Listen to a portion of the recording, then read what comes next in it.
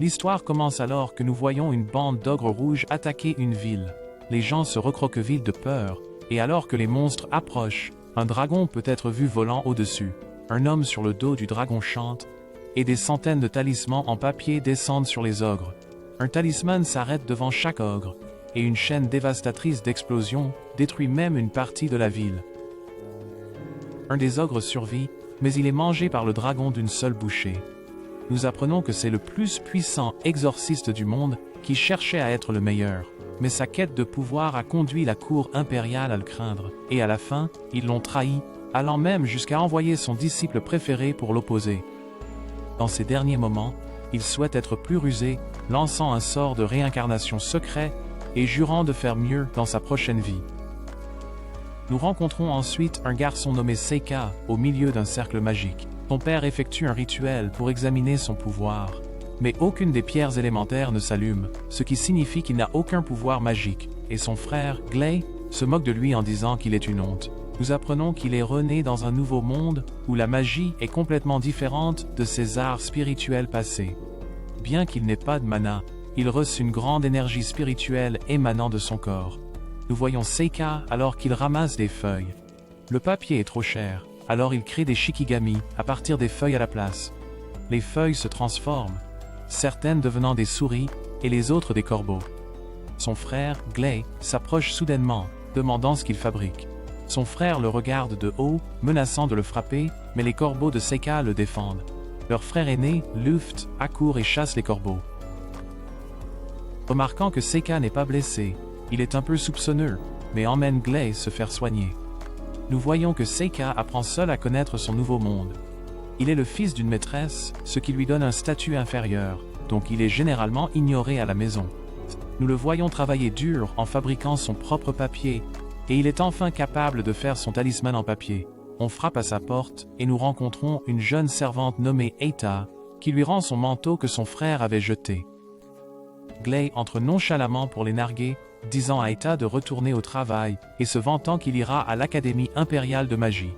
Alors qu'ils se vantent, leur père arrive, disant qu'ils doivent retourner à leur entraînement. Avant qu'ils ne partent, Seika demande à les rejoindre.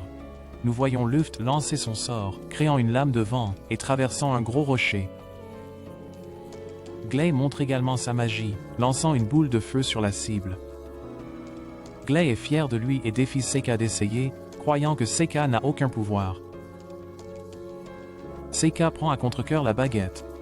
D'un côté, il ne veut pas révéler son pouvoir trop tôt, mais de l'autre, il décide qu'une démonstration de force pourrait dissuader son frère de continuer à le harceler. Utilisant ses arts spirituels, il lance une boule de feu bleu, qui détruit complètement la cible. La famille est stupéfaite de son pouvoir, et du fait qu'il ait lancé son sort sans incantation. Gley essaie de s'attribuer le mérite, disant que c'était son pouvoir restant dans la baguette, mais leur père reconnaît les capacités de Seika pour la première fois. Seika demande s'il peut aussi étudier la magie, mais son père refuse, disant que ce serait inutile parce qu'il n'y a jamais eu une personne née sans magie qui ait réussi. Cependant, il donne à Seika un tuteur, ce qui lui donne accès à des livres, et Seika passe tout son temps à essayer d'en apprendre plus sur la magie, allant même jusqu'à espionner les leçons de son frère pour suivre. Au fil des ans, Seika finit enfin son talisman. Nous apprenons que dans son passé, il battait des démons et les capturait, les scellant dans une autre dimension pour les invoquer plus tard. Il croit que même dans ce monde, il serait capable d'invoquer ses serviteurs. Comme test, il essaie d'appeler son démon le plus docile. Une porte apparaît, et une jeune fille en sort. Seika ne la reconnaît pas vraiment, mais la fille lui saute dessus, ravie d'être réunie avec lui. La fille se présente comme Yuki, et elle suggère que son apparence est différente, parce que son énergie spirituelle est plus faible que par le passé. Seika est heureux que cela ait réussi, et Yuki se demande comment elle peut l'aider. Seika lui dit que c'était juste un test, et qu'elle ne doit être vue par personne d'autre. Yuki se transforme en un petit loup, disant qu'elle en a assez de l'autre dimension, et insiste pour rester avec lui. Le lendemain, nous voyons Gley crier sur Effa pour avoir renversé de l'eau sur lui. Mais son ton change, et il suggère qu'elle peut trouver un moyen de se faire pardonner. Seika vient à son secours, disant qu'il a des affaires avec Effa. Son frère s'agace contre lui, essayant de le frapper, mais Seika l'arrête facilement, et son frère s'en va furieux. Effa le remercie et finit par le conduire à l'extérieur, lui montrant un lapin blessé. Elle se demande s'il pourrait le sauver. Et Seika lui dit de se détourner pour qu'il puisse se concentrer. Il prend un poil de la créature, et en utilisant son talisman, il réussit à la guérir. Effa loue ses talents, et Seika peut voir qu'elle est également spéciale. Effa devient nerveuse, mais Seika peut voir qu'elle peut voir les esprits des animaux. En entendant qu'il peut aussi voir les esprits, Effa révèle qu'elle peut en fait voir les esprits élémentaires, mais elle trouve étrange que ces esprits semblent l'éviter activement. Il demande à Effa si elle peut commander ces esprits, et elle se souvient d'une fois où les esprits du vent prenaient son linge, mais elle leur a crié dessus, et ils semblaient partir. Ayant étudié cette capacité dans son passé, Seika peut voir le potentiel d'Effa et propose de lui enseigner la magie. Effa dit qu'elle n'a pas le mana pour utiliser la magie, mais Seika essaie de lui apprendre en invoquant une flamme d'âme et en lui disant de la bannir. Elle essaie de le demander gentiment et n'a pas de chance, mais elle finit par perdre son sang-froid, insistant qu'elle disparaisse, et la flamme disparaît. Bien qu'elle soit faible, Seika peut voir qu'elle sera un grand allié à l'avenir. Ils deviennent amis et s'entraînent secrètement ensemble de temps en temps. Ils continuent de s'entraîner au cours de l'année suivante à travers toutes les saisons. Pour le 12e anniversaire de Seika, il n'y a pas de célébration comme d'habitude, et son père n'est même pas là. Il essaie de ne pas s'en soucier, et à sa surprise, ses frères s'approchent de lui avec des épées en bois. Glee, comme d'habitude, lui rappelle son indignité et lui dit que sa seule option dans la vie est de rejoindre l'armée. Lug précise et dit qu'ils veulent l'aider à apprendre à se battre avec une épée. Soudain, les servantes les avertissent qu'un monstre se dirige vers la maison et que leur père est absent. Seika peut sentir qu'il arrive alors que nous voyons dans la forêt la tête d'un énorme triton géant émerger. Deal s'enfuit terrifié, et Lug dit à tout le monde de se mettre en sécurité, mais Seika se dirige vers l'extérieur, et nous voyons que la bête a ciblé Effa. Seika se précipite pour aider. Mais alors que le monstre attaque, il est repoussé par une flamme. Seika est impressionné qu'Effa ait réussi à commander la flamme, et il procède à éloigner la bête de la maison. Il se jette sur lui alors que tout le monde regarde avec terreur. Mais en utilisant ses arts spirituels, il tire un souffle empoisonné dans son visage. La bête tombe, complètement paralysée par le poison, et Seika se prépare à la dompter. Tout le monde est impressionné par l'exploit. Il a vaincu le triton géant d'un seul coup, et tous acclament sa victoire. Il se tourne et salue, heureux que sa famille semble enfin l'apprécier, et il espère que ce sera le début de la vie dont il avait rêvé. On lui organise un festin pour la première fois, et son père le félicite pour son exploit, disant que même les aventuriers vétérans auraient trouvé la bête difficile à affronter. Son père propose de le récompenser, alors Seika lui demande de lui permettre d'étudier la magie à l'Académie royale. Son père pense à la façon dont il a toujours étudié la magie avec diligence par lui-même et accepte la demande. Cependant, son père le prévient que même s'ils sont nobles, il devra quand même réussir l'examen d'entrée par ses propres mérites. Seika poursuit en demandant qu'Effa fréquente également l'académie en tant qu'assistante, voulant garder son aptitude unique à proximité. Effa panique en entendant cela, mais son père lui dit que ce serait inutile car Effa n'a pas de magie. Alors Seika décide de montrer leur entraînement. Il tend à Effa sa baguette, lui ordonnant de commander autant de flammes spirituelles qu'elle peut, et de faire semblant de lancer une note de flamme. Elle commande les flammes, et suit ses instructions, lançant une explosion impressionnante. Glee est choqué qu'elle puisse utiliser de la magie intermédiaire, et leur père accepte qu'Effa y aille aussi. Glee s'oppose à la décision de son père, disant que cela briserait la tradition d'envoyer deux frères sur le même chemin à l'académie. Son père est d'accord avec cela, et lui dit qu'il rejoindra plutôt l'armée impériale, car il avait toujours joué avec son épée au lieu d'améliorer sa magie au fil des ans. Glee ne peut pas accepter cela, et défie Seika en duel pour voir qui ira à l'académie. Leur mère essaie de les arrêter, mais Seika accepte le duel, et leur père décide que leur duel aura lieu le matin. De retour dans sa chambre, Yuki apparaît, commentant le drame. On frappe à la porte, et il reçoit la visite de Lug. Son frère lui souhaite un joyeux anniversaire en retard, et lui offre même un cadeau. Parce qu'il a toujours étudié avec assiduité, le cadeau est un stylo en verre. Son frère continue en s'excusant d'avoir été distant avec lui, mais est heureux qu'il soit devenu un jeune homme bien. Il lui demande de ménager Glee pendant leur duel, et lui souhaite bonne chance à l'académie. Plus tard dans la nuit, la fenêtre de Seika s'ouvre brusquement, et Glee demande leur duel. Il ne pouvait pas attendre le matin et ne voulait pas suivre les règles de leur père. Il dit que Seika a juste eu de la chance qu'un monstre apparaisse et qu'il a eu de la chance de le vaincre. Glee attaque avec sa note de flamme, engloutissant Seika dans les flammes, montrant qu'il peut aussi utiliser de la magie intermédiaire, mais cela n'a aucun effet sur lui. Glee enchaîne avec sa lance de vent, mais elle est arrêtée par une barrière. Seika sort un talisman en papier, et Glee continue d'attaquer en vain. Seika ordonne à Glee de ne pas bouger, et il est complètement figé. Seika froisse le bras du talisman, ce qui fait ressentir la même douleur à Glee. Glee est confus quant à ses pouvoirs, et est finalement forcé de concéder. Il s'évanouit, et Yuki se demande s'il était sage de le laisser voir son pouvoir et vivre. Mais Seika dit qu'il a promis à Lug qu'il irait doucement. Seika repense à Glee, le traitant de chanceux, mais il s'avère que tout cela faisait partie de son plan. Nous voyons que 6 mois plus tôt, Seika a invoqué un gigantesque cyclope nommé Muto. Malgré son apparence, il est heureux de pouvoir le servir à nouveau, et Yuki se vante d'avoir été la première à être invoquée. Après avoir étudié les monstres de la région, Seika a chargé le cyclope de chasser le triton ancien de la montagne. Alors qu'il va chercher son frère, Yuki se demande pourquoi il ne montre pas ses vrais pouvoirs, traitant les gens de ce monde de faibles. Mais il lui rappelle que ce sont les intrigues des faibles qui ont fini par le tuer dans sa vie antérieure. Donc il ne refera pas la même erreur. Quelque temps après, Seika et Effa se préparent à partir pour l'académie. Lug transmet les paroles de leur père, disant à Seika d'étudier sérieusement et à Effa de prendre soin de lui. Les deux partent et en chemin, Seika offre un collier à Effa. Elle est ravie de le recevoir, et il lui dit que ce sont des pierres de mana, qui l'aideront à attirer les esprits élémentaires. Ils sont excités par leur nouvelle aventure, mais Seika commence à se sentir mal, souffrant du mal des transports, ayant des problèmes avec les calèches, même dans sa vie antérieure. Il commence à se sentir mieux alors qu'ils approchent de la cité de l'Académie, une forteresse dédiée à la poursuite de l'excellence magique. De retour chez eux, son père voit que Seika devrait bientôt arriver à l'Académie.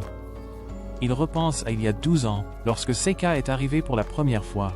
Une femme s'est présentée à sa porte, et a disparu après avoir confié son enfant. Nous apprenons que Seika est en réalité le fils de son frère Gilbert, qui est devenu aventurier après avoir terminé l'académie, mais ils ont perdu contact lorsque son frère est entré dans les terres infernales. Les cheveux noirs et les yeux de Seika sont rares dans ce pays, et il a commencé à utiliser la magie alors qu'il n'avait qu'1 an, ce qui a poussé Lug à se distancer de lui, et Glee à devenir hostile après avoir découvert qu'il n'a pas de mana. Il a toujours su qu'il y avait quelque chose d'étrange chez Seika. Sachant qu'il y a quelque chose en lui qui pourrait soit le laisser devenir un héros, soit devenir un seigneur du mal, il se sent mal d'avoir envoyé Glee à l'armée, mais il pensait qu'il serait trop risqué d'y envoyer Seika.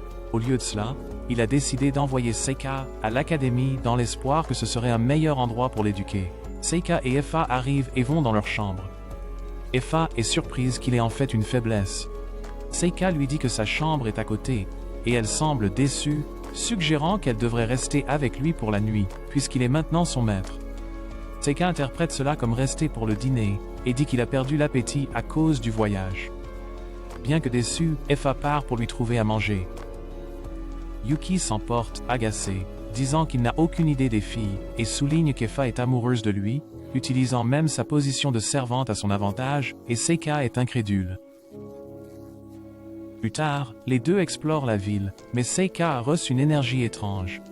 Il continue pour s'inscrire à l'examen d'entrée, et lorsque Seika révèle qu'il est d'une famille noble, tout le monde autour le remarque. Effa se présente comme sa servante, surprenant les autres. Il y a un outil magique qui mesure le mana, et il est montré qu'Effa a une affinité avec le vent et le feu.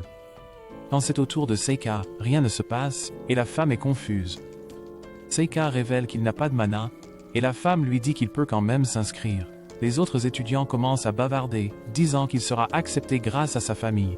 Effa se fâche en entendant cela, laissant accidentellement échapper ses flammes. Les commérages cessent alors qu'une fille passe avec assurance. Seika remarque quelque chose à son sujet, et elle se présente comme Amu. Lorsqu'elle pose sa main sur l'appareil, il rayonne d'une lumière blanche éblouissante, signifiant qu'elle a une forte affinité avec les 4 éléments. Tout le monde est émerveillé en voyant cela, et Seika l'appelle. Il la remercie d'avoir arrêté les commérages, mais elle dit qu'elle n'essayait pas de l'aider, disant qu'il l'agace en pensant qu'il peut entrer sans magie, et dit qu'il ne ferait que la gêner. mais Seika la reconnaît comme sa disciple précieuse de l'autre monde. Bien que son apparence soit un peu différente, il peut dire que c'est elle. Il passe l'examen d'entrée, et Effa s'inquiète de sa performance, mais Seika lui dit qu'elle pourra se rattraper lors de l'examen pratique. Pendant la pratique, l'examinateur explique qu'il y a des cibles installées pour chacun des différents éléments, et leur score est le total de toutes les cibles qu'ils touchent. Les étudiants procèdent à chanter leur sort et tirent sur les cibles, mais Seika n'est pas impressionnée par leur tentative. Vient le tour d'Effa, et elle utilise son sort de note de flamme, créant une flamme énorme et provoquant même la combustion de la cible résistante aux flammes. Tout le monde est choqué qu'elle ait utilisé de la magie intermédiaire sans incantation. Effa passe à la cible suivante, utilisant son sort de lance de vent, qui détruit complètement la cible. Elle s'excuse pour les dégâts et reste anxieuse à l'idée de réussir l'examen. Mais Seika est étonnée qu'elle ait utilisé la magie du vent, et elle lui dit qu'elle s'est entraînée seule pour pouvoir le surprendre. Voyant sa progression, Seika commence à avoir les larmes aux yeux. Seika est appelée pour son tour, et les autres chuchotent qu'il n'a pas de mana. Mais Seika tire sa boule de feu, et ils sont choqués par sa flamme bleue. Seika passe à la cible de terre. Utilisant ses connaissances en art spirituel, il détruit la cible en granit en la transformant en cristal. L'examinateur panique, se demandant quel sort il vient d'utiliser. Mais Seika passe rapidement à la cible d'eau. Utilisant l'un de ses talismans, il utilise ses arts de congélation, produisant de l'eau qu'il transforme en glacier. Tout le monde est choqué, et Seika se demande s'il en a fait trop. Après l'examen, les examinateurs sont laissés dans l'incrédulité, surtout qu'Effa a été mesurée pour avoir une magie faible et que Seika était censée ne pas avoir de mana du tout. Il parle de tous les étudiants exceptionnels, et nous voyons qu'Amu a fait encore mieux, détruisant complètement les 6 cibles. Il pense qu'elle pourrait même être le héros que les légendes disent apparaîtra lorsque le roi démon sera ressuscité. Quelques jours plus tard, les résultats de l'examen sont affichés et Effa s'inquiète d'échouer. Seika se retrouve en 3e place et il se demande qui a pu le battre. Il s'avère qu'Effa est en 2e place et Seika ne peut pas croire qu'elle l'ait battue. Il voit qu'Amu est arrivée première et Effa est impressionnée par elle. Quelques jours plus tard, ils reçoivent leur lettre d'acceptation et ils se dirigent vers l'académie pour la cérémonie de bienvenue. Effa s'inquiète qu'ils ne seront pas ensemble car ils vont être dans des dortoirs séparés. Mais Seika lui dit de ne pas s'inquiéter. Il a soudainement un sentiment étrange, et il demande à Effa si elle peut voir des esprits. Effa révèle qu'il y a un certain nombre d'esprits sombres, et Seika va enquêter. Ils trouvent un énorme cercle magique, et sentent que quelque chose ne va pas. Mais puisque cela pourrait être celui de l'académie, ils décident de le laisser tranquille. Mais Seika laisse derrière lui certains de ses talismans. À l'intérieur de la salle de l'académie, il y a un festin pour les étudiants, et Seika ne peut s'empêcher de prendre la nourriture. Amu commence à donner un discours d'ouverture en tant que représentant des étudiants. Mais tandis qu'elle parle, Seika a un sentiment lorsque le cercle magique est activé. Il sent quelque chose approcher, et les portes sont soudainement ouvertes, et il y a quelques démons mineurs qui apparaissent. Les étudiants paniquent et courent. Seika voit que les démons semblent chercher quelque chose. Il y en a qui restent derrière et combattent. Mais Seika voit à quel point ils sont faibles. Un des démons s'approche, et Seika se prépare à intervenir. Mais le démon est coupé, et Amu intervient. Elle utilise sa lance de vent sur le démon et l'engage dans la bataille. Mais Seika remarque que quelque chose ne va pas. Il regarde autour du terrain en utilisant ses talismans et trouve le lanceur près du cercle. Il avertit Effa de rester en sécurité et disparaît, ne laissant qu'un talisman. Seika s'approche du démon dans la forêt, essayant de parler avec lui. Mais le démon le traite d'imbécile pour l'avoir défié. Il invoque quelques démons mineurs supplémentaires, les envoyant attaquer. Mais Seika écrase instantanément 2 d'entre eux et piège et capture même le 3e.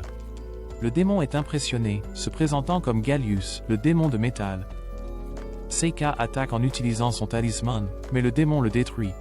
Seika est surpris qu'il ait pu voir ses talismans invisibles et essaie à nouveau avec plus de talismans. Mais ils sont également bloqués. Le démon tire une lame, que Seika esquive facilement. Mais elle réapparaît soudainement, et il réalise que le démon peut téléporter les lames. Le démon peut aussi tirer du feu, et alors que Seika saute pour esquiver, le démon apparaît derrière lui, le coupant, et il finit par perdre un de ses bras. Se rappelant que les démons cherchaient quelque chose, Seika demande ce qu'ils recherchent, et le démon révèle qu'il cherche le héros. Seika dit que le héros n'est qu'une légende, mais le démon insiste sur le fait qu'il est réel, disant que les années de paix ont fait que les gens ont oublié et le considère simplement comme une légende. Il révèle qu'il a reçu un oracle il y a 12 ans et croit qu'Amu est le héros. Le démon continue d'attaquer avec ses lames, et Seika est empalé, et le démon l'achève. Alors que le démon se tourne pour se diriger vers le couloir, Seika se révèle être complètement indemne. Le démon est confus quant à la façon dont il est en vie, et Seika se fait poignarder à la tête, mais dit qu'il peut simplement se régénérer. Le démon est déterminé à le tuer, puis à arrêter le héros, avant qu'elle ne devienne la plus forte, mais Seika rit de ce que cela signifie d'être le plus fort. Le démon attaque, mais Seika esquive et inonde la zone, créant un tourbillon. Mais le démon s'échappe en utilisant sa téléportation. Il réapparaît, et Seika ouvre un portail, invoquant une bête de tonnerre qui le frappe avec la foudre. Ayant trempé le démon auparavant, Seika pense que le combat est terminé. Mais alors que la fumée se dissipe, le démon a disparu, et il se fait soudainement poignarder par derrière. Mais Seika dit que c'est lui qui l'a attrapé, et il y a une énorme explosion. Malgré cela, le démon survit et commence à se relever, se renforçant, et dit que Seika doit bientôt manquer de talisman. Mais Seika révèle qu'il en a plein à disposition, disant qu'il les fabrique diligemment depuis des années. Décidant d'en finir, Seika ouvre le portail à l'un de ses plus puissants serviteurs, faisant sortir son dragon serpent. Le démon est choqué de voir une telle bête, disant que même le roi des démons n'aurait pas de dragon, alors qu'elle se précipite sur lui et le broie d'une seule morsure. Alors que Seika essaie de rappeler le dragon devient fou et essaie de s'enfuir. Seika récupère ses talismans après cela, et parvient à le ramener dans son portail. Seika est surpris qu'il se soit rebellé contre lui, pensant que cela doit être dû à son état plus faible dans ce corps. Yuki apparaît soudainement, se demandant s'il était bon pour lui d'utiliser autant de talismans de double corporel, mais il dit que c'était nécessaire pour comprendre les schémas d'attaque du démon. Seika retourne dans le hall, et Effa est inquiète pour lui. Effa lui dit qu'Amu a fini par éliminer elle-même les 3 démons inférieurs, et les autres étudiants la regardent choqués mais aussi préoccupés. Voyant leur regard, Seika peut dire qu'elle finira comme lui dans le passé. Il est déterminé à l'aider à devenir la plus forte pour pouvoir se détendre et profiter de sa vie à la place. Un mois après l'attaque du démon, l'académie s'est calmée. Seika essaie d'être amicale avec Amu, mais elle se montre froide envers lui et l'ignore complètement. Alors que Seika et Effa se dirigent vers la classe, un pot au-dessus d'eux se renverse soudainement. Mais Seika parvient à se téléporter pour l'éviter. Le professeur Cordel s'excuse d'avoir renversé le pot, expliquant que c'est un mélange spécial de sang de monstres et de minéraux qu'il utilise pour ses recherches. Il essayait de le déplacer avec sa magie, mais a fini par le renverser. Il s'excuse une fois de plus et reprend son chemin. Seika et Effa arrivent à leur prochain cours. Leur professeur leur dit que l'anniversaire de la fondation approche, alors elle a besoin des 2 meilleurs étudiants, Amu et Effa, pour aider avec un rituel. Le professeur explique qu'ils doivent apporter la liste des nouveaux étudiants à un temple dans la forêt pour la faire bénir. Seika pense que cela pourrait être dangereux, ayant combattu le démon là-bas. Il demande ce qui se passerait si un des étudiants refusait, et le professeur lui dit qu'il serait le suivant. Entendant cela, il ordonne à Effa de céder sa place. Les autres étudiants sont choqués, mais Seika dit qu'un rituel aussi important ne devrait pas être effectué par un esclave. Après le cours, il s'excuse auprès d'Effa, et elle réalise qu'il essayait de détourner l'attention d'Amu, que les gens avaient commencé à détester après sa performance contre les démons. Elle se demande si Amu est son genre, mais Seika dit qu'il veut juste être son amie puisqu'elle est la plus forte. Effa devient jalouse en entendant cela, disant qu'elle peut aussi devenir forte. Mais Seika lui dit d'imaginer être si forte qu'elle est à la fois louée et crainte par tout le monde, disant que c'est ce qui arrivera à Amu. Quelques jours plus tard, on remet à Seika la liste, et il part dans la forêt avec Amu. Amu se méfie de lui, pensant qu'il essaie de la draguer, alors qu'il a déjà Effa. Seika lui dit que c'est tout un malentendu, et qu'il n'a rien avec Effa. La tête d'Amu lui fait soudainement mal, et Seika remarque un cercle magique. Il trouve cela étrange, et il s'active soudainement, les transportant dans un donjon. Ils sont affrontés par 3 hommes lézards, mais Amu se précipite sur eux en utilisant sa boule de feu et les élimine instantanément. Un ogre apparaît derrière elle, mais Seika invoque un pilier de bois et écrase sa tête. Amu trouve son sort étrange, mais Seika prétend que c'est un sort qu'il a appris en étant noble. Il commence à explorer le donjon, et Seika éclaire le chemin en utilisant ses talismans. Il laisse une trace en collant des talismans au plafond, et Yuki se demande ce qu'il fait. Il explique qu'il laisse une trace afin que son Shikigami à la surface puisse espérer le trouver et les aider à sortir du donjon.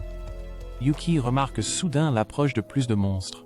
Amu se précipite à nouveau sur eux, mais en combattant, sa tête lui fait mal et elle est assommée. Seika se précipite pour l'aider, utilisant ses pieux en bois pour empaler tous les monstres, mais il y en a juste trop. Voyant qu'Amu est évanoui, il invoque un mille-pattes géant qui parvient à éliminer le reste des monstres. Quand Amu se réveille, elle est surprise que tous les monstres soient morts. Sa tête lui fait de nouveau mal, mais elle se sent mieux lorsque Seika dresse une barrière.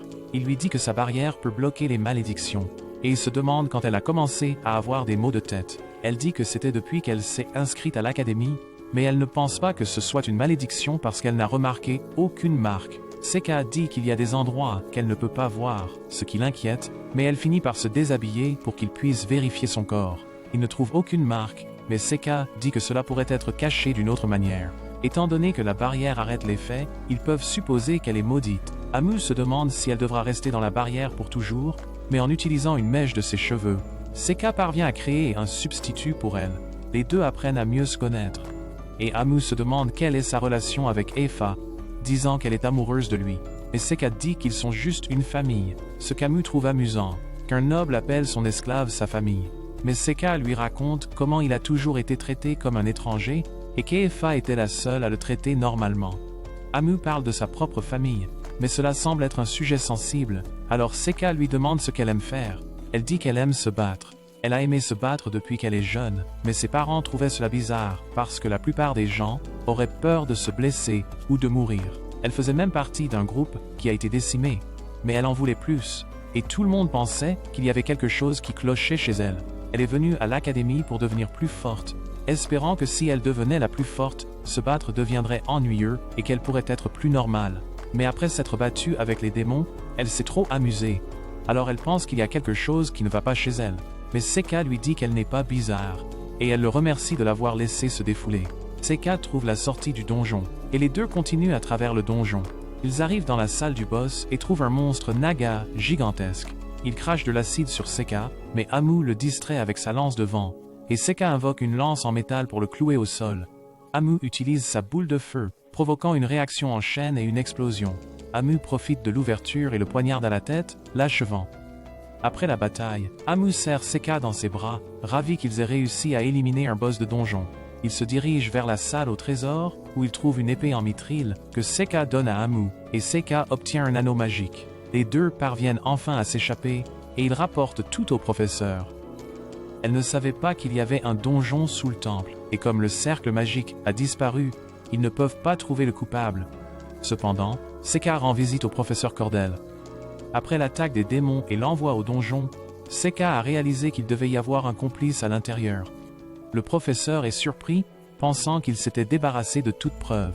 Seika lui dit de révéler sa vraie forme, mais en réalité, il n'est qu'un humain travaillant pour les démons.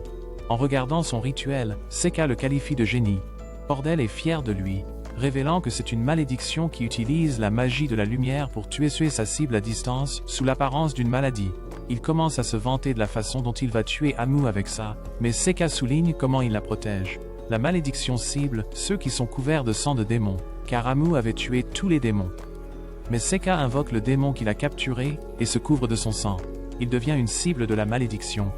Mais en utilisant une technique de contre-malédiction de sa vie antérieure, il parvient à renvoyer la malédiction au professeur. Le professeur reçoit les effets et commence à saigner. Seika est en fait impressionné qu'il ait développé une malédiction à partir de rien dans ce monde. Mais en tant qu'exorciste, les malédictions sont sa spécialité. Après la rencontre, Yuki se demande comment il savait que le professeur était le coupable, et il s'avère que son Shikigami a trouvé du pollen sur lui, qui provenait uniquement des fleurs, près du cercle magique. Ayant résolu ce problème, il espère pouvoir enfin redevenir un étudiant normal. Il donne à Eifa l'anneau magique, qui l'aide à attirer les esprits élémentaires. Il essaie d'être amical avec Amu, mais à sa surprise, elle agit toujours froidement envers lui, mais s'est réchauffée envers Eifa, et il reste confus quant à savoir quand elles sont devenues amies. Un an s'est écoulé et les choses ont été paisibles. Les étudiants ont un autre festin. Amu remercie Eifa de l'avoir aidé dans ses études au cours de l'année. Et elle est contente de pouvoir profiter de la nourriture, puisque les démons avaient interrompu la dernière fois. Seika veille sur l'école en utilisant ses talismans, juste au cas où, Mais il est soudainement abordé par le directeur adjoint. On lui dit que lui et Eva doivent voir le principal. Amu plaisante sur le fait qu'il se fasse expulser, et Seika sent que quelque chose ne va pas. Eva se demande comment est le principal. Parce que le directeur adjoint était celui qui dirigeait l'école. En entrant dans le bureau, il trouve une petite femme naine. Elle commente qu'elle pensait qu'il serait plus arrogant, et Seika est surpris qu'une demi-humaine dirige l'académie. La directrice est surprise par un tel commentaire, ce qui lui fait se souvenir d'une certaine personne. Seika se demande si elle connaît son père, mais elle pensait à son oncle, qu'il a découvert être le véritable père de Seika. La directrice va droit au but et lui dit qu'elle veut qu'il participe au tournoi d'escrime de la capitale. Elle fait venir une autre élève nommée Mabel, et lui dit que leur académie a reçu 2 inscriptions pour le tournoi. L'une sera pour Mabel, et l'autre sera soit pour lui, soit pour Eva. Amu est choquée d'entendre la nouvelle, se demandant pourquoi elle n'a pas été sollicitée. Elle se demande pourquoi il participe à un tournoi d'escrime. Mais Eva lui dit qu'ils ont changé les règles pour permettre la magie cette année. Amu ne peut toujours pas croire qu'elle n'ait pas été choisie, malgré ses compétences en magie et en escrime. Apparemment, la directrice a simplement estimé que Seika était la bonne personne pour le poste. Seika suggère qu'il ne voulait pas présenter quelqu'un de trop fort, s'inquiétant des gens essayant de débaucher leurs étudiants. Dans ce cas, Amu se demande pourquoi il a été choisi. Mais Seika se dit simplement moyen, bien qu'Amu puisse entendre ses balivernes. Les 3 commencent à parler de Mabel, et Amu suggère qu'elle doit être une noble, qui a obtenu sa place grâce à ses relations. Alors qu'elle parle mal, Mabel apparaît soudainement, suggérant que la raison pour laquelle elle n'a pas été choisie est simplement parce qu'elle est trop faible. Cela excite Amu. Elle emprunte des épées d'entraînement à des étudiants à proximité et défie Mabel en combat. Alors qu'elle se prépare, Seika voit que Mabel est à l'aise avec l'épée, et Eva se demande s'il devrait les arrêter. Mais Seika est intéressée de voir à quel point Mabel est douée. Le combat commence alors qu'Amu se précipite sur Mabel. Son attaque est bloquée, et Mabel passe à l'offensive. Amu est dominée en un instant, et le combat est terminé. Mabel se moque d'elle, l'appelant l'héroïne, mais Amu l'accuse d'utiliser la magie. Mabel lui dit qu'elle est faible parce qu'elle s'attend à avoir des secondes chances, et elle avertit également Seika de se retirer du tournoi s'il ne veut pas se blesser, disant que ce sera brutal. Seika la remercie pour l'avertissement, et elle part. Eva vérifie auprès d'Amu, qui semble soudainement avoir pris sa décision. Peu après, ils sont dans une calèche en direction de la capitale. Mais Seika est perplexe quant à la raison pour laquelle Eva et Amu les accompagnent. Eva dit qu'elle vient en tant que servante, laissant Amu, qui semble s'être simplement faufilée. Elle dit qu'elle a toujours voulu visiter la capitale. Mais Seika peut voir qu'elle veut juste assister au tournoi, et voir comment Mabel se bat. Il se demande où elle compte loger, et elle dit qu'elle va squatter chez Eva. Seika commence à se sentir mal à cause du trajet en calèche, et Mabel le traite de faible. Amu lui dit de respecter ses aînés, mais Mabel révèle qu'elle a en fait le même âge qu'eux, même si elle s'est inscrite 1 an plus tard. Eva révèle également qu'elle s'est inscrite 1 an en retard, donc elle a en fait 1 an de plus, et Amu comprend pourquoi elle est tellement plus développée. Mabel est déçue de l'académie, disant que tout le monde se comporte comme des enfants, y compris Seika. Mais Seika souligne que c'est parce qu'ils sont encore des enfants. Ils arrivent enfin dans la capitale, et Seika est malade à cause du trajet. Mabel est déjà partie, et Eva suggère qu'il devrait aller à l'auberge pour se reposer. Mais Seika insiste pour aller à l'arène pour vérifier le tableau du tournoi. Il découvre que s'ils gagnent tous les 2, il affrontera Mabel en demi-finale. Après avoir vérifié le tableau, Seika décide d'aller se reposer à l'auberge. Eva veut l'accompagner, mais il lui dit d'aller explorer la ville. Amu suggère qu'il a besoin de son moment de solitude spécial, mais il lui dit de ne pas être bizarre. Après leur départ, Seika se prépare à découvrir pourquoi la directrice a insisté pour le choisir pour le tournoi. Le jour du tournoi arrive, et l'annonceur parle de la façon dont les règles ont été changées pour permettre la magie, et environ la moitié des participants sont des mages. Les participants ont un amulette spécial qui absorbe les dégâts pour les combattants, mais si elle se casse, le match est terminé. Seika voit cela comme un moyen pour le tournoi d'éviter les victimes. Seika est présenté lors du premier combat, et son adversaire est un mercenaire ancien noble surnommé le Bulldog Éclair. C'est un pur épéiste, connu pour sa vitesse impressionnante. Il a été expulsé de sa famille pour son mauvais comportement, donc il se considère chanceux d'avoir Seika comme adversaire, puisqu'il a une rancune contre les nobles. La foule est excitée de voir comment un combat entre un mage et un épéiste va se dérouler, mais l'homme méprise les mages, disant que leurs sorts prennent trop de temps à lancer. Seka mentionne qu'il ne se sent toujours pas bien. L'homme pense qu'il essaie de trouver des excuses, mais Seka veut simplement dire qu'il compte en finir rapidement. Cela met l'homme en colère, et le combat commence, et il poignarde instantanément Seka. Mais en utilisant son talisman, Seka se glisse derrière lui. Il utilise un autre sort et éjecte instantanément l'homme du ring. Le combat est terminé, et Seka est déclaré vainqueur. Les filles l'acclamant, et la foule se demande comment tout s'est terminé en un clin d'œil. Tandis que Seka pense qu'il devrait se retenir un peu plus à l'avenir. Quand il est seul, Yuki apparaît, se demandant jusqu'où il a l'intention d'aller dans le tournoi et le met en garde contre le fait de trop se faire remarquer. Elle s'inquiète également du fait qu'il utilise beaucoup de ses talismans, mais il dit que c'est une nécessité puisqu'il veille sur les deux filles. Alors qu'il rejoint les deux autres dans les gradins, le prochain tour commence. Nous rencontrons Beren, le disciple principal d'un sage célèbre pour utiliser la magie de l'eau, et son adversaire, Keel, un garde des marchands de Legrok. En regardant son apparence, la foule se demande comment il va se battre. Lorsque le match commence, alors que Beren se prépare, il remarque soudain le regard de Kyle. Seka réalise que quelque chose ne va pas et essaie d'avoir une meilleure vue. Kyle s'approche lentement, tandis que Beren reste complètement figé. Seka voit la peur sur le visage de Beren, et Kyle s'approche simplement et le poignarde. Le sang gicle partout, et la foule est choquée et confuse. Mais malgré la victime, ils acclament tout le spectacle, à l'exception du trio. Seka observe Kyle de plus près, et remarque qu'il possède un œil maléfique, qui lui permet de maudire les gens d'un simple regard. Seka entre pour son deuxième tour, et son adversaire est un énorme golem. Il est enchanté avec des défenses magiques, et son maître se vante qu'il a été spécialement conçu pour combattre les mages. Elle dit à Seka qu'il n'a aucune chance et qu'il devrait simplement se rendre. Mais dès que le combat commence, Seka invoque rapidement un de ses démons, qui tranche directement à travers le golem, et disparaît. Pour les spectateurs, on aurait dit que Seka avait simplement utilisé de la magie du vent, et la femme est confuse quant à ce qui s'est passé. Seka lui rend l'appareil, lui disant qu'elle devrait se rendre, et il est déclaré vainqueur. Après le match, Seka dit que c'était serré, mais cela embrouille Yuki. Seka explique que les invocateurs sont interdits, donc s'ils avaient remarqué qu'il avait invoqué un démon, il aurait été disqualifié. Alors que Seka retourne dans les gradins, Eifa s'inquiète pour lui après avoir vu Kyle tuer son adversaire. Elle pense que Seka devrait simplement se retirer du tournoi. Seka la rassure en lui disant qu'il ira bien. Et Amu commente sur la rapidité avec laquelle son combat s'est terminé, disant qu'il n'est pas amusant de regarder ses combats. Elle se demande s'il rejoindra la garde impériale s'il gagne le tournoi. Mais Seka dit qu'il a l'intention de refuser. Amu est soulagée d'entendre cela, bien qu'elle essaie de ne pas le montrer. Seka dit qu'il n'est pas sûr de gagner, mais Amu ne peut pas imaginer qu'il perde, tandis qu'Eifa est toujours inquiète. Le prochain match du deuxième tour commence, et c'est au tour de Mabel de se battre. Son adversaire est Haru, un mage de terre très expérimenté.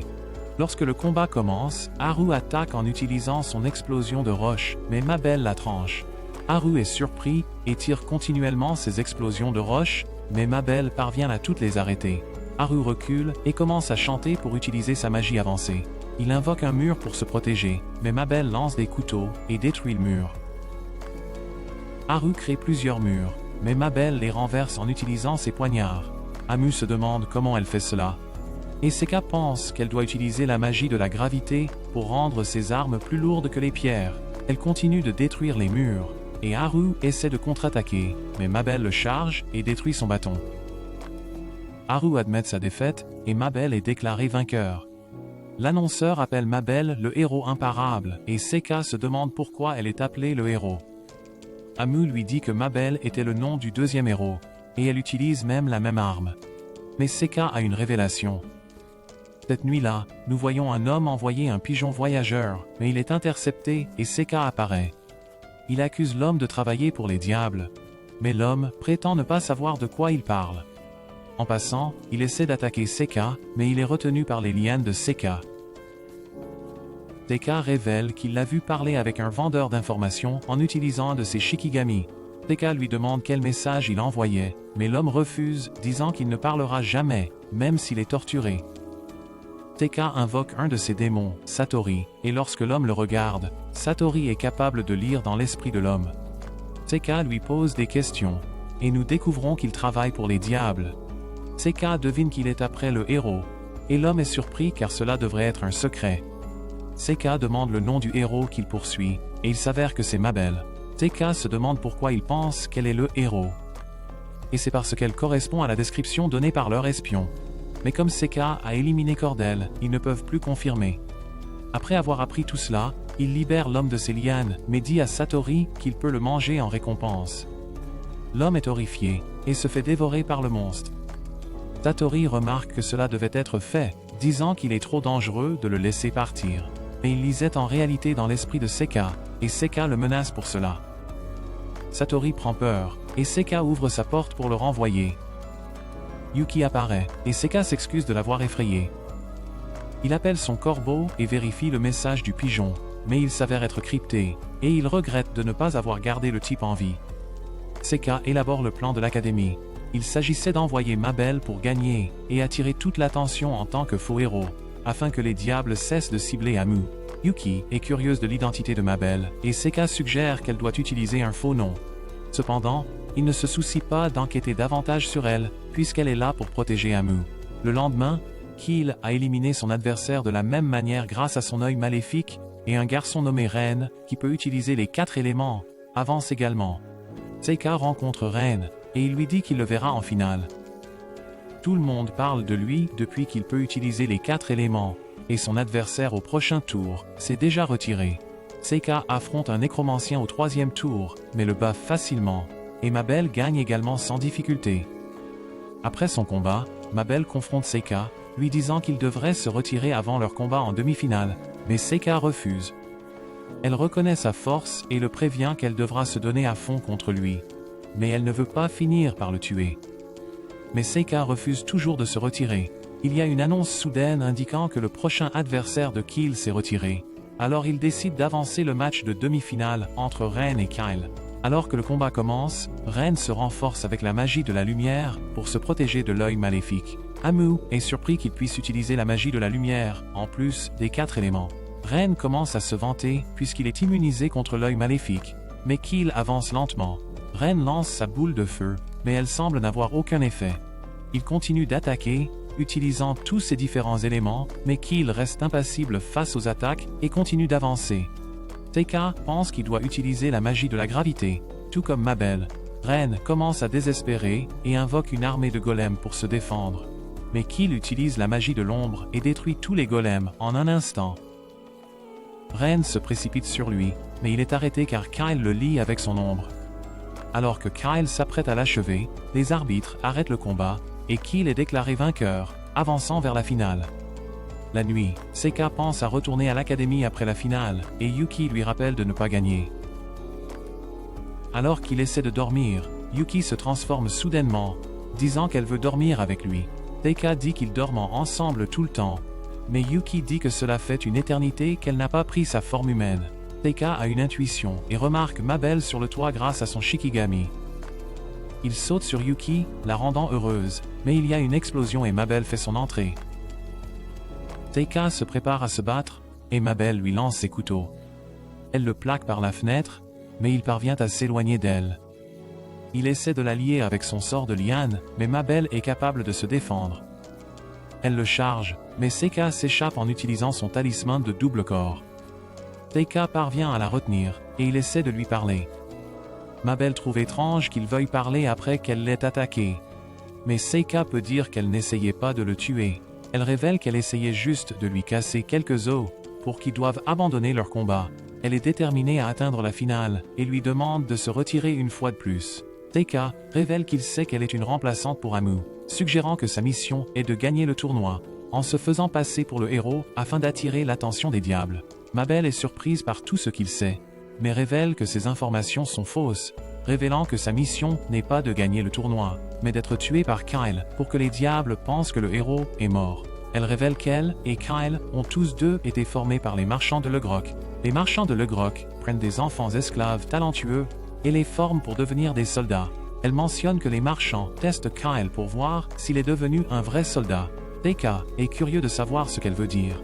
Et Mabel révèle que lorsque les marchands créent un soldat, ils font une opération où ils ouvrent le crâne et gravent de la magie sur le cerveau. Ce qui fait que le soldat ne ressent plus aucune peur ni doute, le rendant parfaitement obéissant. Les marchands forment les enfants par groupes de 4, vivant et s'entraînant ensemble. On leur apprend à se soutenir et à s'encourager mutuellement. Mais finalement, un seul est choisi pour subir l'opération, et il doit ensuite tuer ses 3 amis comme test final pour devenir soldat. Puisqu'elle était jetable, ils ont décidé de l'utiliser dans cette mission pour tromper les diables, et elle révèle qu'elle est la dernière personne que Keel doit tuer. Bien que sa mission soit de mourir, Mabel prévoit d'atteindre la finale afin de pouvoir tuer Kyle. Elle dit que Kyle a tué son frère, donc elle veut se venger. Cependant, Seika voit à travers son mensonge, devinant que Keel est en réalité son frère. Il peut dire que ses cheveux sont teints, et qu'elle a les mêmes yeux que lui. Voyant qu'il a découvert la vérité, Mabel explique qu'avant l'opération de son frère, il lui avait dit que s'il devenait quelqu'un d'autre, après la chirurgie, il voulait qu'elle l'aide à trouver le repos. Elle ne peut plus le reconnaître comme son frère, parce que son frère ne tuerait jamais sans raison. Donc, elle prévoit de suivre ses instructions, et de lui accorder le repos qu'il souhaite. Seika se demande si elle peut même le battre, mais Mabel est déterminée à essayer quoi qu'il arrive, car elle va probablement finir morte, quel que soit le résultat. Car les marchands se débarrasseraient d'elle. Après avoir entendu tout cela, Seika décide qu'il sera celui qui atteindra la finale et vaincra Kyle. Mabel est surprise d'entendre cela, et Seika dit qu'elle n'a pas besoin d'être celle qui bat Kyle. Mabel dit qu'il est déjà trop tard pour elle, suggérant qu'il ne comprend pas, parce qu'ils viennent de mondes différents. Elle n'a aucune idée de ce qu'elle ferait, mais Seika lui dit qu'elle peut simplement retourner à l'académie. Elle sait que les marchands ne permettraient jamais cela. Mais Seika promet qu'il peut la protéger. Mabel ne le croit pas, mais Seika prétend qu'il est le plus fort qu'il soit. Il suggère que si son frère avait une dernière demande, il voudrait que sa sœur puisse être libre. Mabel le remercie, mais jure de tout donner pour gagner contre lui. Le lendemain, il est temps pour leur match de demi-finale. Mabel brandit une gigantesque hache de guerre dans ce tour, disant qu'elle en a fini de prétendre être le héros. Seika est impatient de voir son véritable pouvoir, mais Mabel le traite de gamin noble, disant qu'il n'a aucune chance. Le combat commence, et Mabel passe à l'offensive. Elle tranche à travers les décombres, attaquant Seika, mais Seika l'évite grâce à son talisman. Seika est impressionnée par sa vitesse, pensant qu'elle doit utiliser la magie de gravité pour alléger sa hache. Il la frappe avec quelques pierres, mais elle les évite en se balançant. Elle lance des poignards imprégnés de sa magie de gravité, mais Seika les bloque facilement. Il contre-attaque en utilisant ses lianes, mais Mabel se libère. Cependant, sa hache devient trop lourde, car Seika mentionne qu'il l'a rendue 1000 fois plus lourde. Il attaque à nouveau avec des lianes, mais cette fois, elles sont imprégnées de mercure, ce qui les rend beaucoup plus fortes. Il attrape sa hache, mais Mabel lui dit qu'il ne pourra même pas la soulever. Mais en utilisant l'un de ses talismans, il la rend plus légère et la brandit devant elle. Le match est annoncé, et Seika est déclaré vainqueur. Seika la rassure et lui dit de laisser Keel à lui. La finale est la prochaine, et les combattants prennent leur position. Seika s'excuse d'avoir perturbé leur plan, mais Kyle est simplement content que Mabel soit en vie pour pouvoir la tuer plus tard. Seika essaie de le raisonner, mais Kyle lui dit de se mêler de ses affaires. Leur combat commence, mais avant que Keel puisse activer son œil, Seika invoque une brume rouge qui recouvre complètement le terrain. Seika attaque avec ses flammes, mais cela n'a aucun effet grâce à la magie de gravité de Keel. Seika change de tactique, invoquant ses lianes de mercure pour retenir Keel, mais il parvient à se libérer en utilisant sa magie des ombres. Keel continue d'approcher, mais Seika invoque une porte, faisant apparaître un minotaure.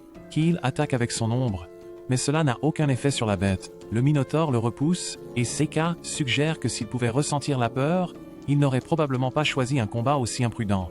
Seika prévoit de le laisser vivre, mais il est soudainement affligé par une malédiction. Seika installe sa barrière pour bloquer la malédiction, et les marques s'estompent. Cependant, il a déjà subi trop de dégâts, et il crache du sang. Kyle s'accroche à lui, et lui transmet son dernier message de Mabel. Agacé d'avoir perdu à cause d'une malédiction, il refuse de perdre. Il active sa technique, et se prépare à ramener Keel à la vie. Yuki le supplie d'arrêter, disant que la technique attirera trop d'attention, lui rappelant comment les choses ont fini pour lui dans sa vie précédente, et Seika finit par annuler sa technique. Après la fin du match, Kyle n'est plus là, mais Seika explique qu'il l'a entièrement réduit en poussière, et les officiels le croient. Il est déclaré vainqueur du tournoi, et il peut garder l'argent du prix. Il avait caché le corps de Kyle dans son vide pour permettre à Mabel de lui donner un enterrement approprié. Mabel le remercie pour son aide, et Seika transmet le dernier message de Kyle. Il s'excuse d'avoir cassé son trèfle, et nous voyons qu'en tant qu'enfant, elle avait une barrette qu'elle aimait, mais qu'il a accidentellement cassée. Mabel pleure en se remémorant, et elle dit au revoir à son frère.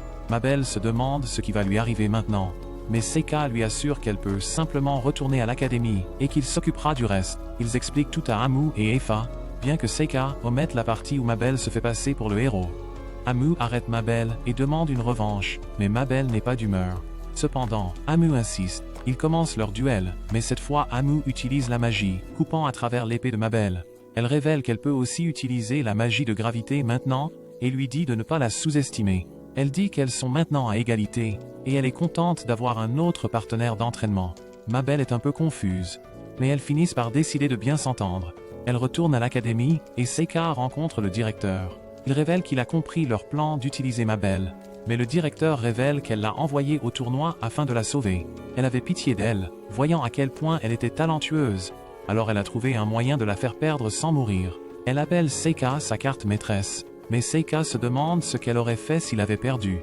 Elle dit qu'elle est là depuis longtemps, et qu'elle a une manière de déterminer la force de quelqu'un. Seka se demande quel âge elle a vraiment, mais elle le traite d'impoli. Cependant, elle dit qu'elle a arrêté de compter après avoir atteint 300 ans. Le directeur garantit la sécurité de Mabel à l'académie, mais lui dit de lui montrer les ficelles du métier, car c'est une vie complètement différente pour elle. Plus tard, Seka retrouve l'équipe et Mabel a remis ses cheveux à leur couleur d'origine. Mabel essaie de s'éclipser, mais Seka l'interpelle. Mabel le trouve trop strict comme tuteur, mais Seka lui dit qu'elle doit étudier, car elle n'a pas pu réussir l'examen d'entrée.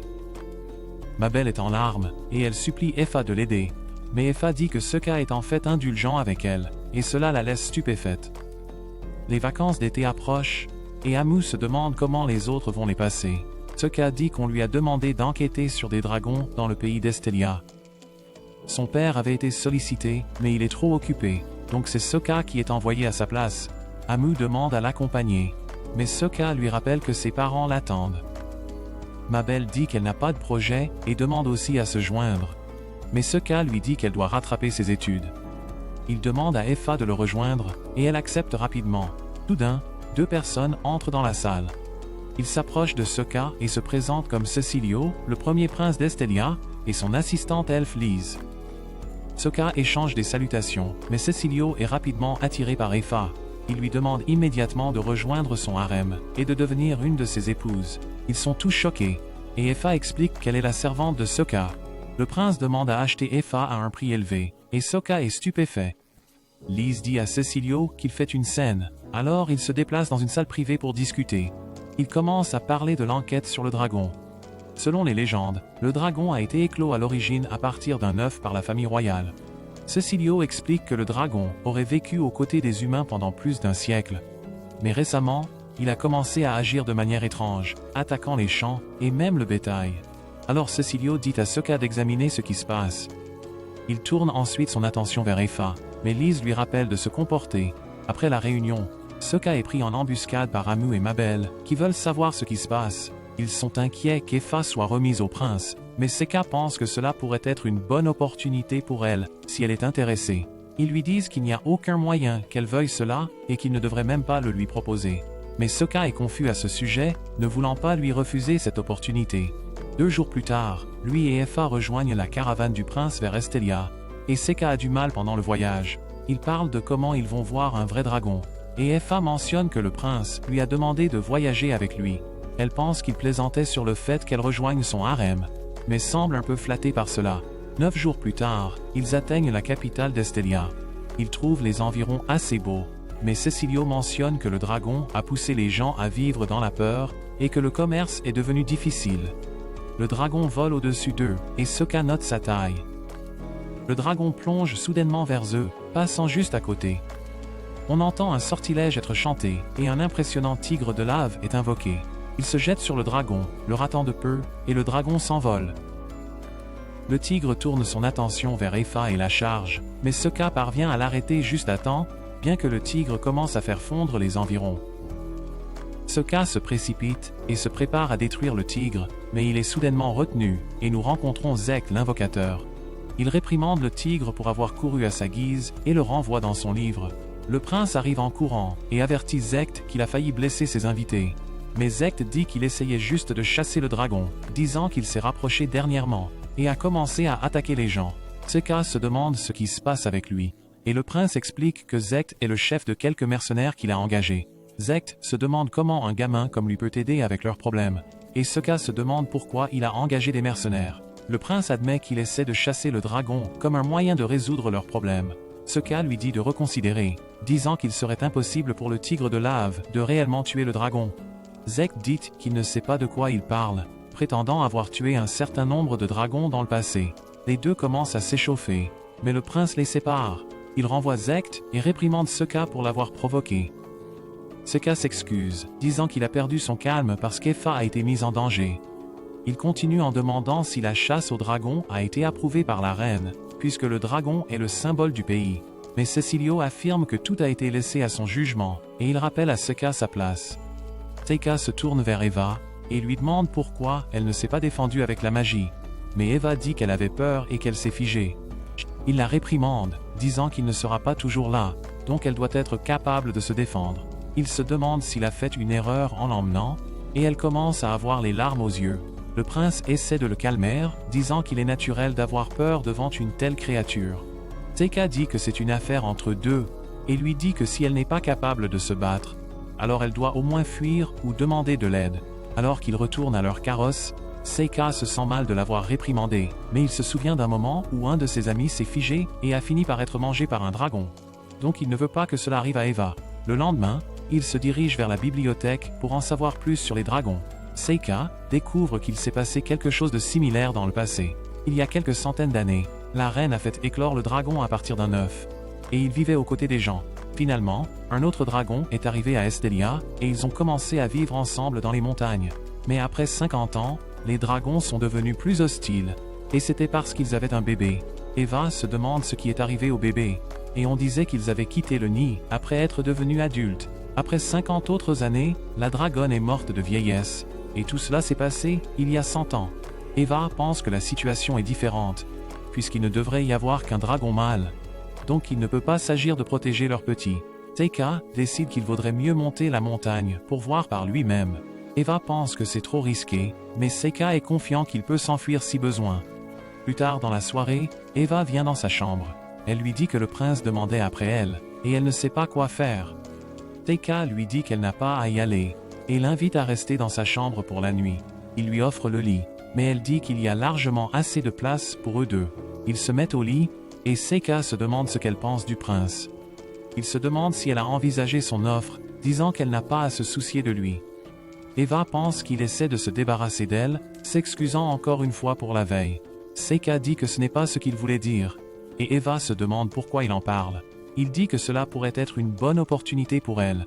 Et Eva se demande comment il se sentirait si elle le quittait. Il dit qu'il se sentirait seul, mais qu'il pourrait l'accepter. Eva dit qu'elle va y réfléchir, bien qu'on la voie en larmes. Le matin, Eva est déjà partie et Yuki apparaît soudainement. Elle se sent mal pour Eva, lui rappelant à quel point Eva est amoureuse de lui. Sokka pense qu'ils sont juste des amis d'enfance, mais Yuki peut dire qu'elle l'a toujours aimé. Sokka confronte le prince au sujet de ses avances envers Eva.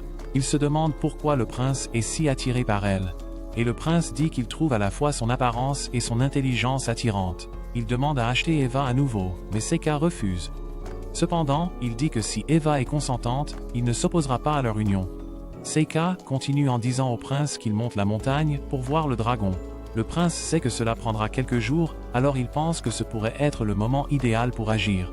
Sokka dit au revoir à Eva, et il se dirige vers la montagne. Alors qu'Eva retourne dans sa chambre, elle est abordée par Lee. Lise lui parle du pays et de l'abondance de mana qui s'y trouve.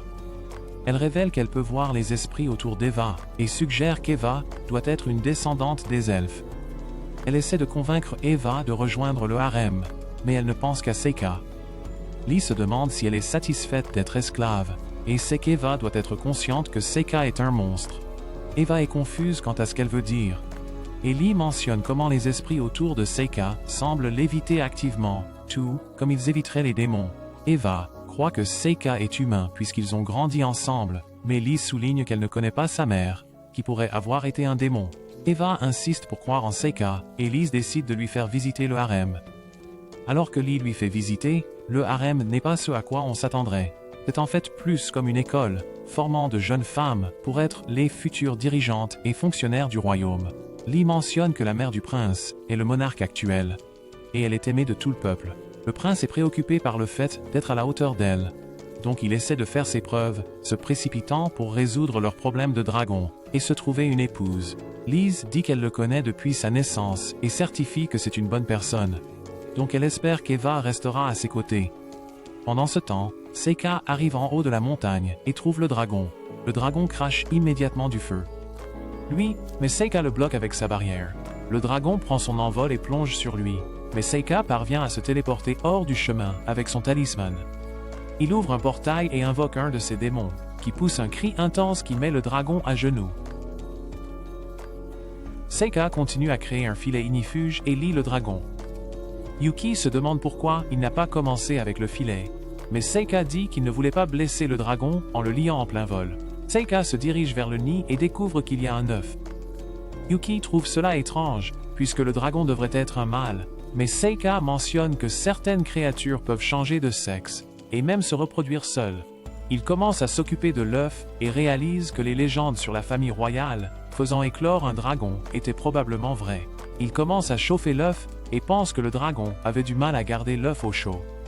Puisqu'ils savent pourquoi le dragon est devenu agressif, Seika pense qu'il est temps de rentrer, mais le dragon insiste pour le garder. Pendant ce temps, Effa est amené voir le prince. Il parle à un homme nommé Grood, qui examine Effa comme un spécimen.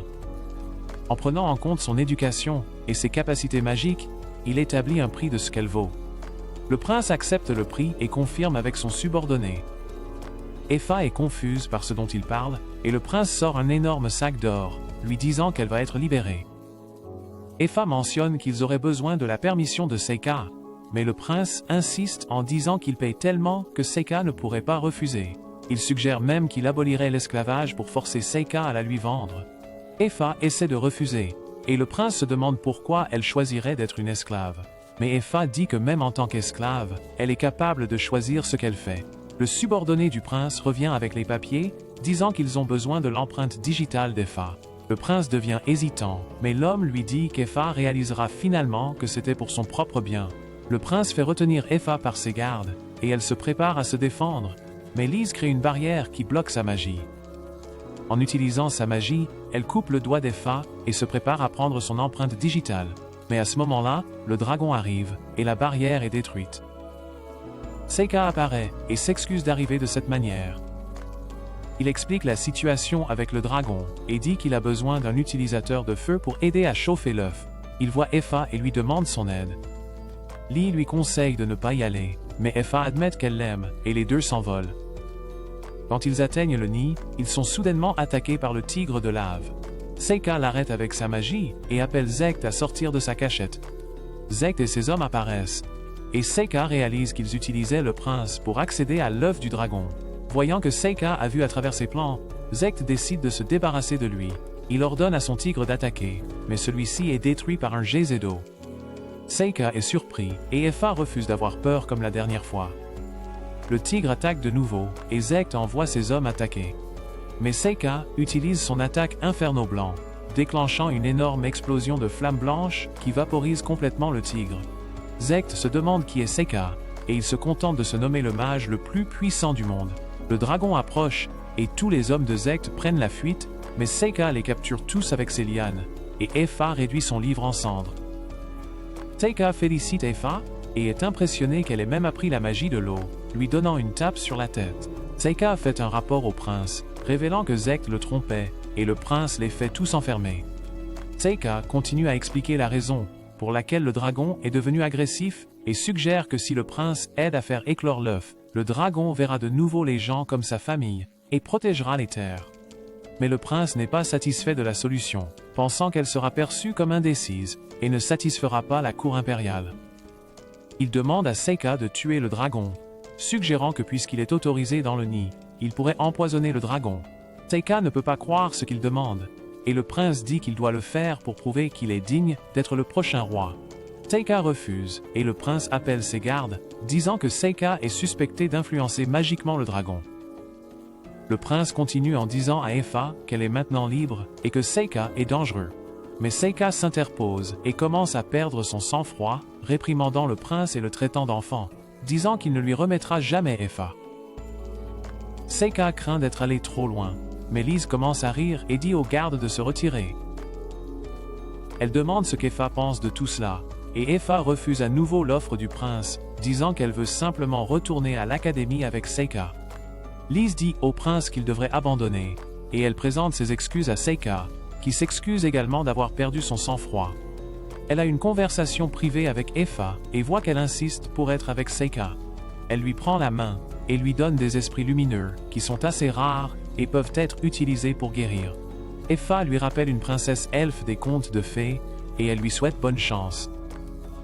Alors qu'il retourne à l'académie, Seika se demande quel genre de gars elle aime, et elle le décrit en disant quelqu'un d'intelligent, fort, gentil et un peu solitaire.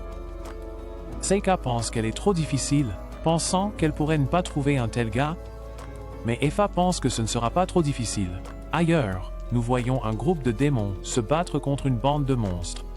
Les démons ont des capacités impressionnantes et détruisent facilement les monstres. Les démons entourent un homme qui est choqué qu'ils aient vaincu ces pièges à monstres si facilement. Le patron demande à l'homme de montrer le chemin, mais l'homme ne lui fait pas confiance. Soudain, la carte maîtresse de l'homme apparaît, et grâce à ses yeux, le patron voit que c'est un cyclope âgé. Le patron décide de s'en occuper lui-même. Quand le cyclope l'attaque, il détruit facilement l'arme.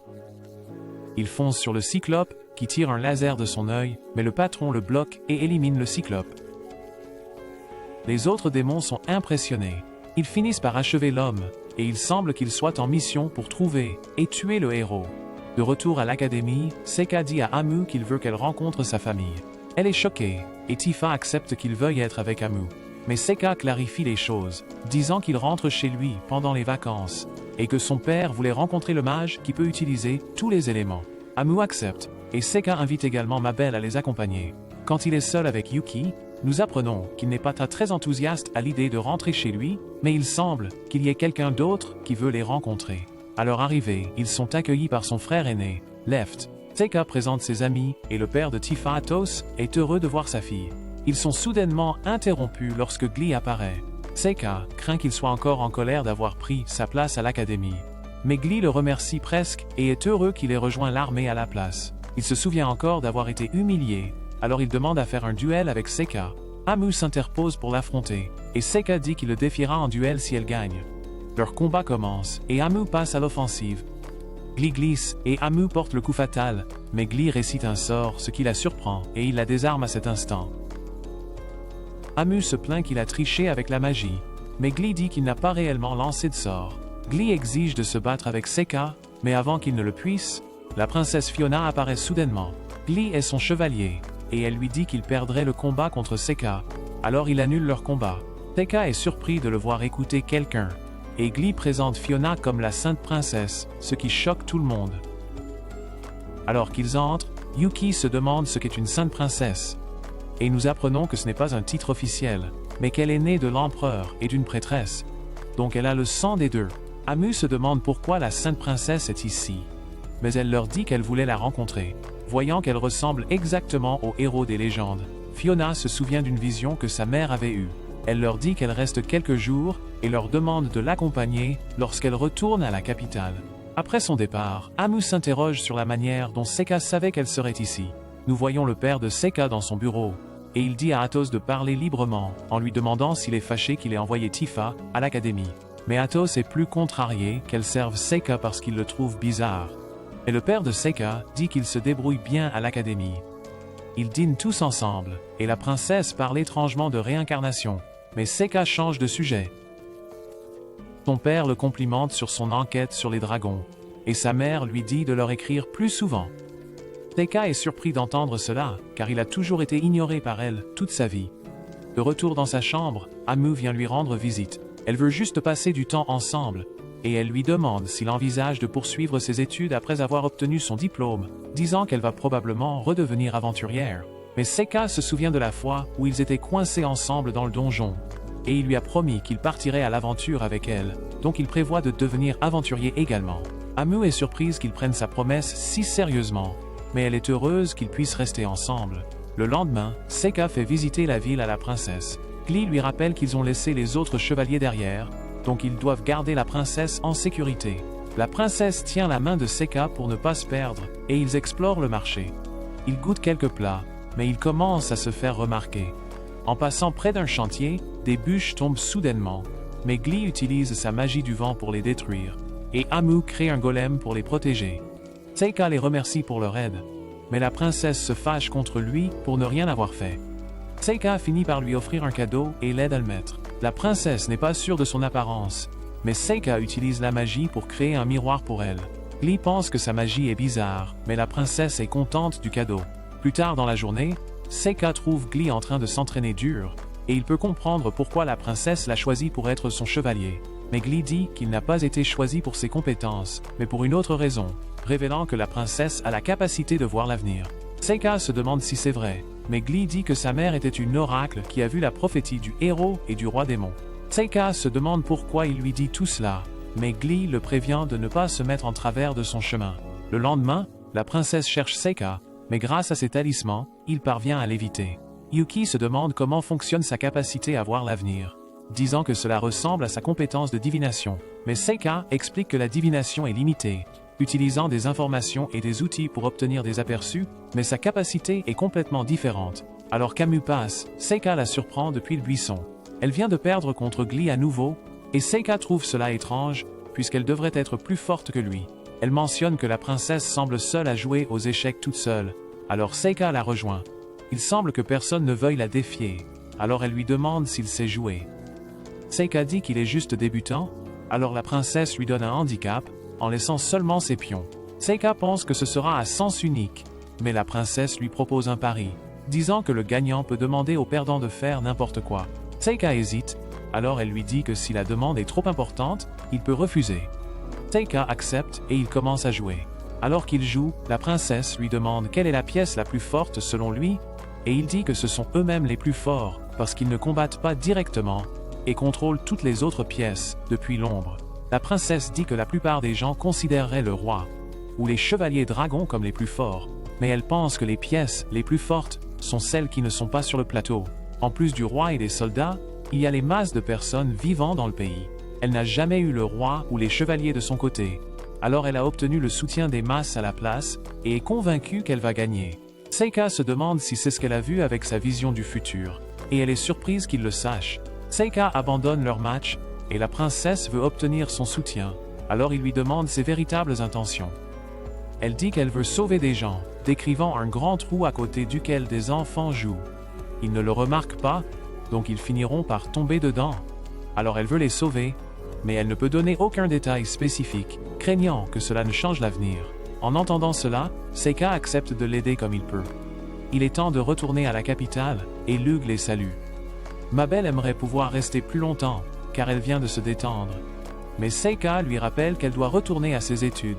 Ils partent, et Seika voyage avec Glee et la princesse car c'est le chariot le plus stable. Glee est surpris que Seika ait une telle faiblesse, et Seika surveille leur caravane. Il y a soudain une explosion, mais seul un chariot leur a été détruit.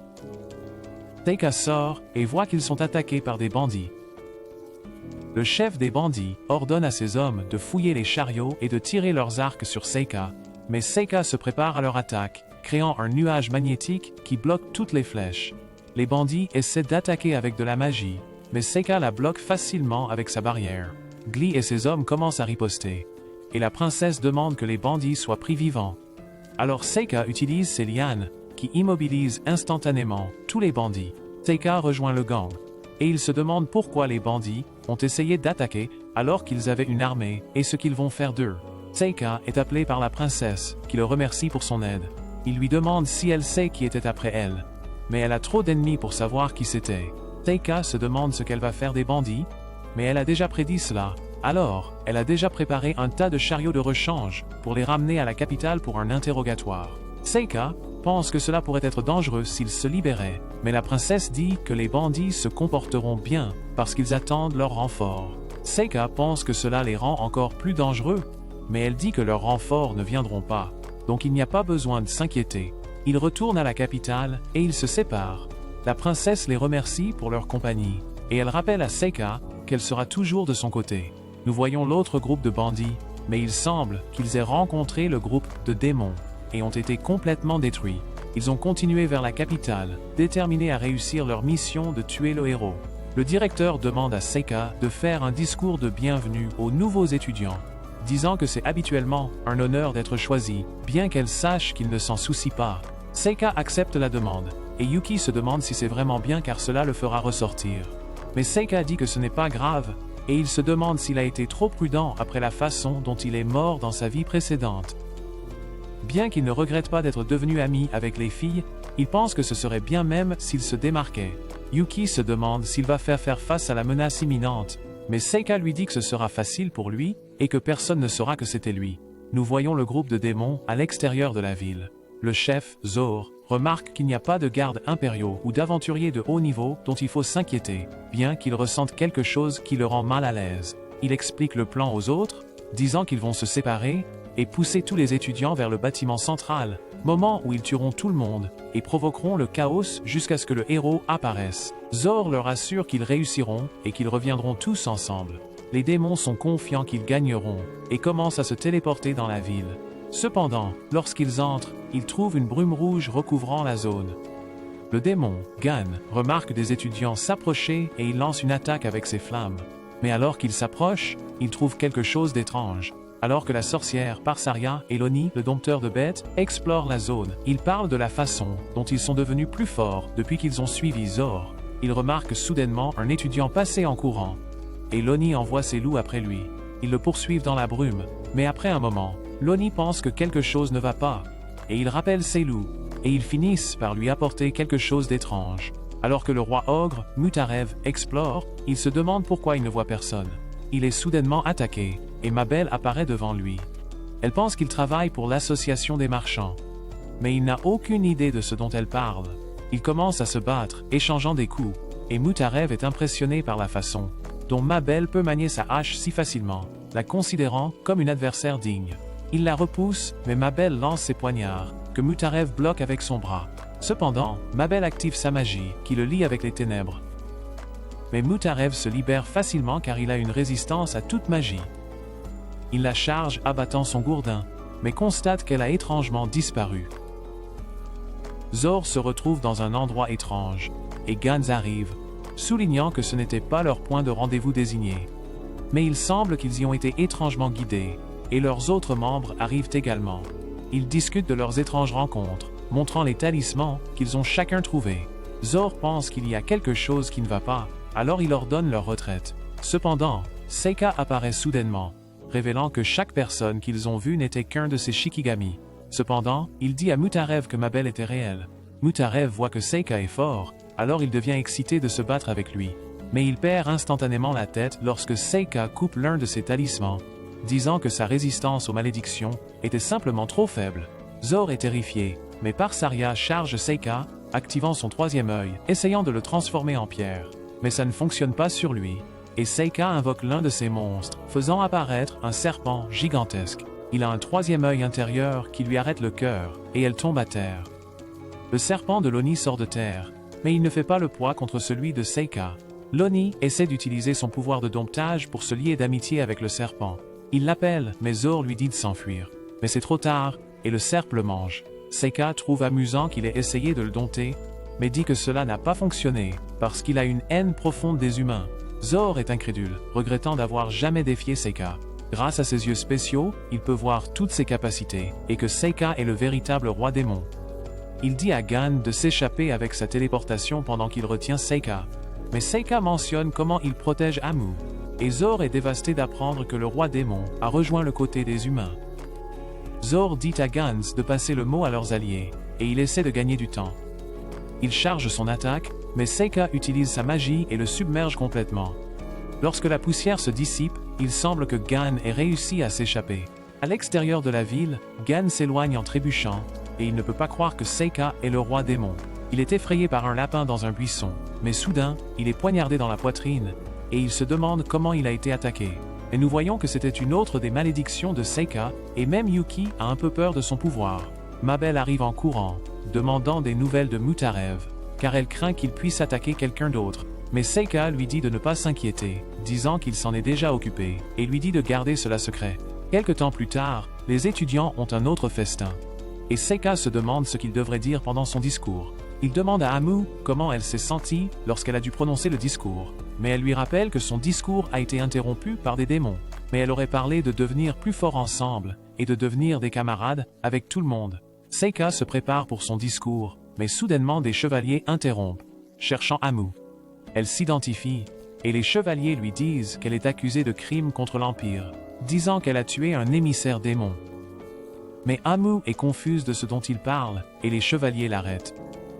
Mabel se prépare à riposter, mais Seika lui dit de se calmer, disant qu'Amu est innocente. Donc ils n'ont rien à craindre, et Amu est emmené. Seika rencontre la directrice, et ils savent que l'Empire essaie de piéger Amu. Seika trouve étrange que l'Empire essaie de se débarrasser du héros. Et la directrice dit qu'elle fait tout ce qu'elle peut pour aider Amu, en avertissant Seika de ne rien faire de trop précipité. Mais Seika semble avoir d'autres plans, doutant de sa capacité à sauver Amu.